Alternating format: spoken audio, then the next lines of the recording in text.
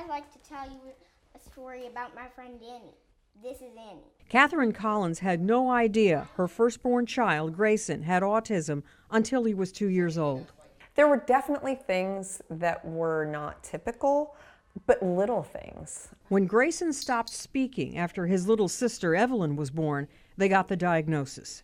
It doesn't feel like your world anymore, and everything is kind of crashing. 1 in 68 children have an autism spectrum disorder. Heather Hazlett says the challenge is early diagnosis because certain behaviors may not show up until later. So her research team focused on babies' brains.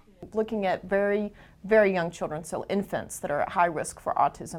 The 10-year study at the University of North Carolina looked at the MRI brain scans of more than 500 infants. What they found was that the brains of babies who later went on to develop autism were much bigger in size. By the time they're 2 or 3, their brain volume is much greater than children that are just typically developing. Hazlett says the study was 80% accurate in identifying which children were going to end up on the spectrum. So that kids can enter into treatment and get interventions just as quickly and as early as possible. Catherine enrolled her daughter in the study, but she didn't develop autism.